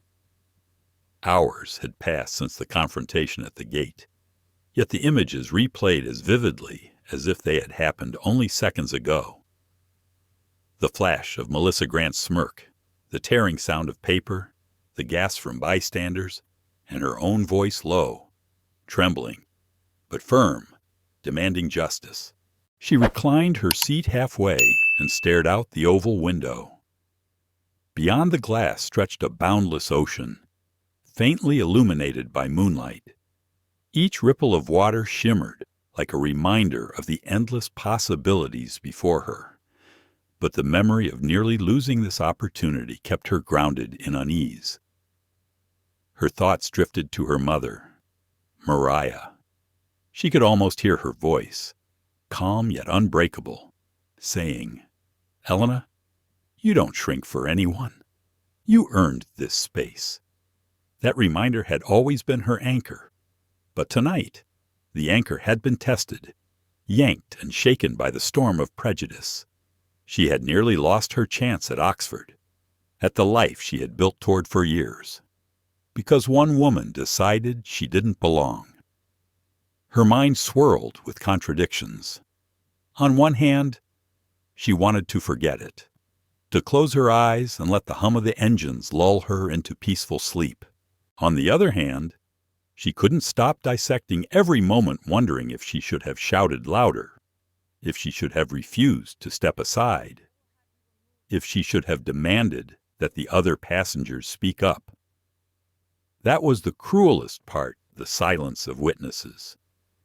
Dozens of people had seen injustice unfolding before them, yet only a few had given her so much as a sympathetic look. She thought of Jasmine Lee, the young student with the phone camera. Without her, Elena wondered, would the truth have been heard at all, or would Melissa's version that the passenger had been a no-show have become the official story? The thought chilled her. It was one thing to endure humiliation. It was another to realize how easily the record could have been rewritten to erase her completely. A soft voice pulled her from her thoughts. "Excuse me," whispered the older man in 4C, the one who had nodded at her earlier. He leaned forward slightly, his voice quiet enough not to disturb the others. "I just wanted to say, I'm sorry." Elena turned, her brows knitting in surprise. "I saw what happened," he continued, his expression heavy with regret. "I should have spoken up sooner. I've been flying for 40 years, and I've never seen anything that blatant. It wasn't right, and you didn't deserve it." His words warmed her, but they also cut, because if he, with all his years of flying and authority in his tone, had spoken up earlier, maybe Melissa wouldn't have dared escalate. Elena offered him a faint smile anyway. "Thank you. That means a lot." He gave a small nod and leaned back, leaving Elena to her thoughts again. She exhaled slowly, realizing how much she had been holding inside. The cabin crew dimmed the lights further, encouraging passengers to sleep. Elena tried, but each time her eyes closed, she found herself back at the gate. The humiliation replayed, followed by the surge of fury when Melissa announced her seat as available. That fury was still inside her, simmering beneath the surface. But alongside the fury, another thought nagged at her, a dangerous whisper of doubt. What if Melissa had succeeded? What if Sylvia hadn't arrived in time? What if her mother hadn't had the connections or the determination to make that one powerful call? The interview in Oxford would have been lost. The scholarship would have slipped away, and her years of hard work would have crumbled, not because of her failures, but because of someone else's prejudice. The whisper was relentless. Will I always need someone powerful to vouch for me? She clenched her jaw and shook her head slightly, as though physically rejecting the thought. No, she had earned her seat. The injustice tonight was not proof of weakness. It was proof of resilience. She had stood her ground, even when her voice shook, and she had not backed down. In the galley. David Hahn checked on her quietly, making sure she had enough water. He didn't hover, but his presence was steady, like a quiet acknowledgment that he recognized what she had endured. Small gestures like his mattered more than he knew. When breakfast was served before landing, Elna found herself picking at the food absent-mindedly. Her appetite was gone, replaced by a gnawing mixture of anticipation and reflection. Soon she would be in London. Soon she would walk into a panel room at Oxford, expected to present herself with confidence and brilliance. How could she do that with the weight of tonight still clinging to her? She closed her eyes again, not to sleep this time, but to summon something deeper. She imagined herself standing before the panelists, their eyes sharp and expectant. She imagined them asking her to describe a challenge she had faced, and she imagined herself telling them not with bitterness, but with clarity that her challenge had been this very flight, that when the world told her she didn't belong, she fought to stay in her seat. The thought steadied her. Maybe this ordeal was not just a test of patience. Maybe it was a crucible, shaping her into the kind of person Oxford and the world needed her to be. Somewhere behind her, she heard the faint sound of Jasmine's fingers tapping across her phone again. The story was already spreading. Elna wondered how it would be told. Would it be framed as a scandal, as a corporate disaster, or as a story of resilience? She had no control over that now, but she did have control over what it meant to her. As the plane began its descent, the captain's voice came over the intercom, calm and professional. Ladies and gentlemen, we are beginning our approach into London Heathrow. Please fasten your seatbelts and prepare for landing. Elena adjusted her seatbelt, her hand steady this time. She glanced once more out the window at the faint glow of the city lights below. For the first time since stepping into the airport in Newark, she felt something resembling peace. Dignity was not just about claiming a seat. It was about refusing to let anyone convince you that you didn't deserve it. Tonight, Seat 2A had become more than a number printed on a boarding pass. It had become a symbol, a line she refused to cross, a place she would not surrender.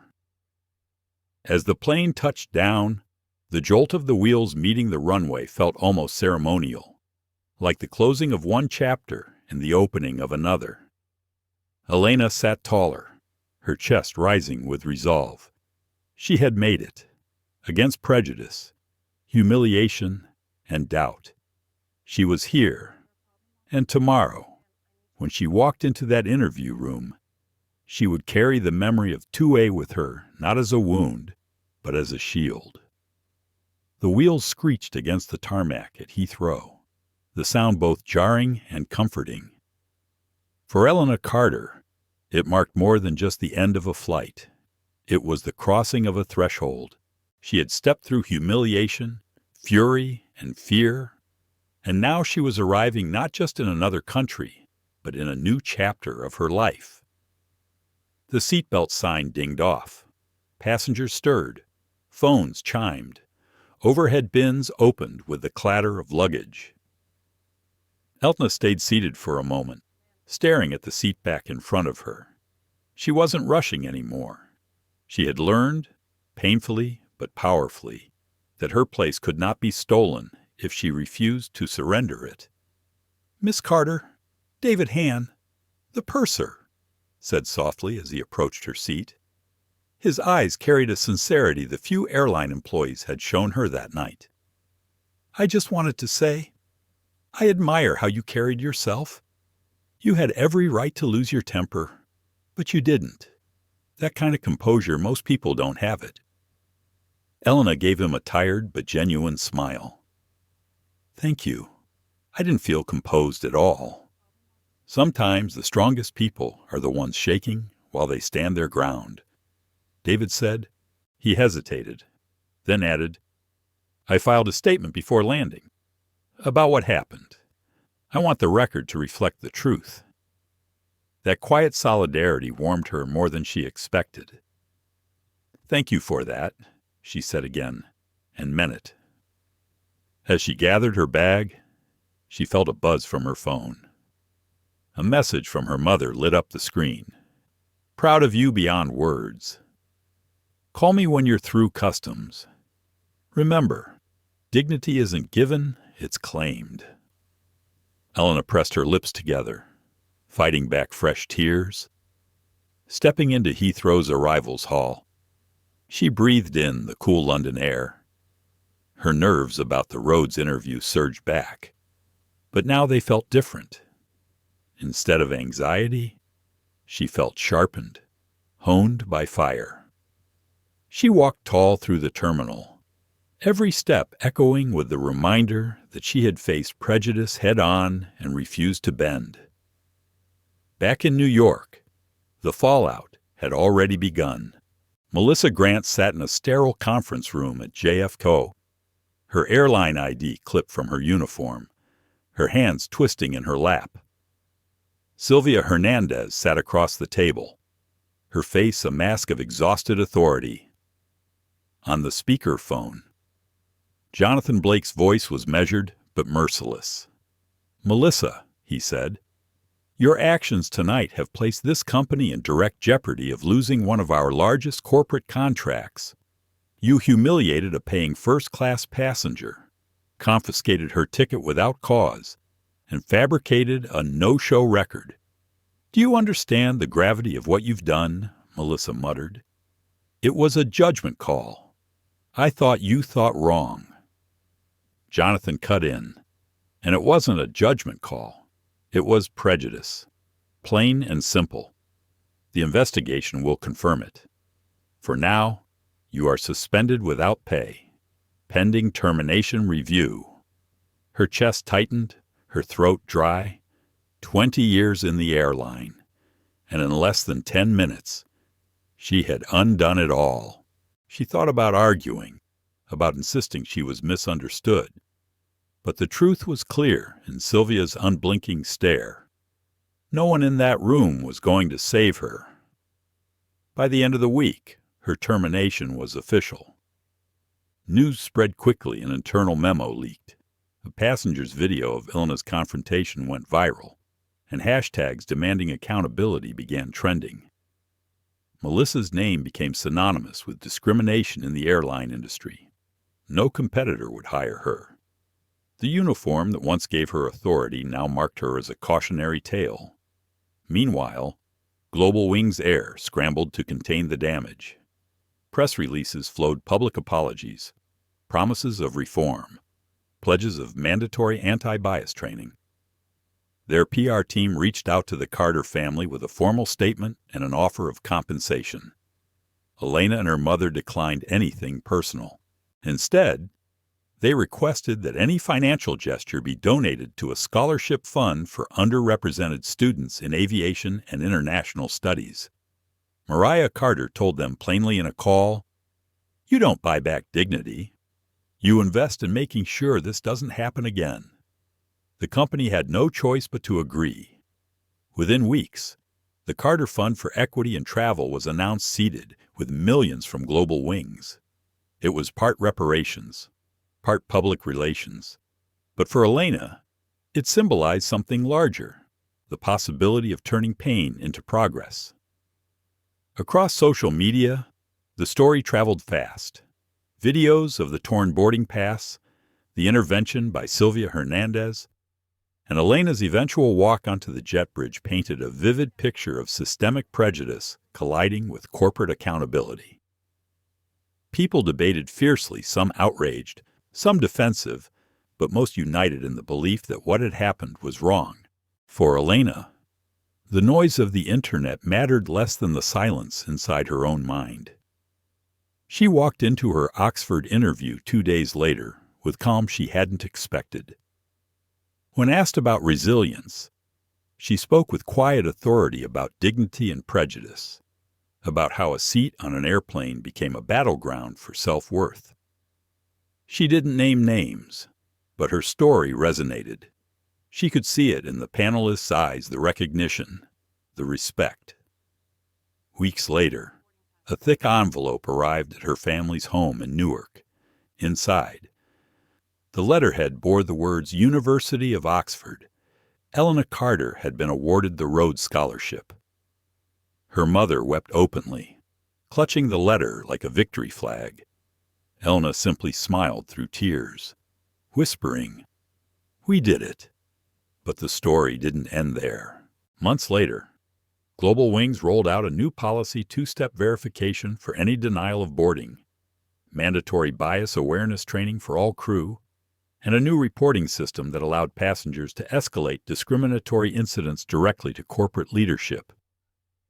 The reforms rippled across the industry. Other airlines adopted similar measures, not out of generosity, but out of fear of becoming the next viral scandal. Elena's story became a training module, ironically enough, played in break rooms and training sessions for employees across the country. Flight attendants and gate agents sat in folding chairs, watching reenactments of Melissa's downfall, reminded that a uniform was never a license to discriminate. As for Melissa, her life unraveled in ways she hadn't imagined. The termination blacklisted her from aviation. Debts mounted. Her house slipped into foreclosure, and she took jobs that barely kept her afloat. Each time she scanned a customer's groceries at the checkout line or answered a late-night convenience store call, she thought about the night she tore up that ticket. The sound of ripping paper echoed in her memory like a curse. But for Elena, the story became something else entirely. When she stood on Oxford's campus months later, surrounded by ancient stone walls and the promise of a future she had dreamed about since childhood, she carried with her not just pride, but perspective. She knew the world would test her again. Prejudice was not confined to airport gates, but she also knew she had the strength to meet those tests head-on. She had already proven it. One evening, walking by the River Thames, she called her mother. The sun was setting, painting the sky in gold and violet. "Mom," she said softly, "you were right.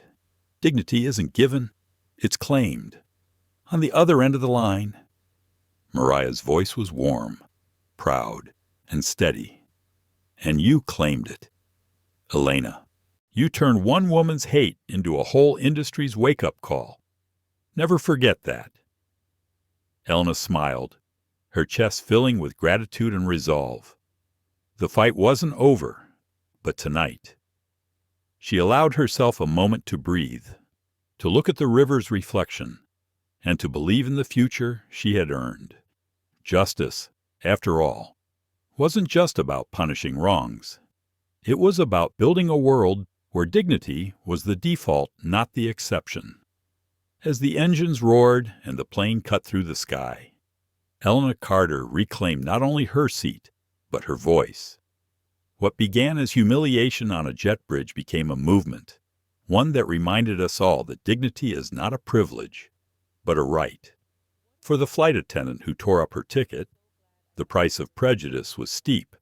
A career ended, a reputation shattered, a life dismantled. For Elena, It became fuel, a painful but powerful reminder that strength can be found in the very moments meant to break us. But this story isn't just about one young woman. It's about us, about the world we choose to build, flight by flight, choice by choice. Do we stand silent while prejudice robs someone of their future? Or do we rise, like Elena's mother did, with clarity and courage? The lesson is clear. Every act of disrespect leaves a scar, but every act of justice leaves a legacy. And justice, once claimed, can ripple far beyond the walls of an airport. If this story moved you, let it move others too. Hit that like button. Share this video with friends. And subscribe for more stories of truth, dignity, and real-life courage. The next chapter is only beginning.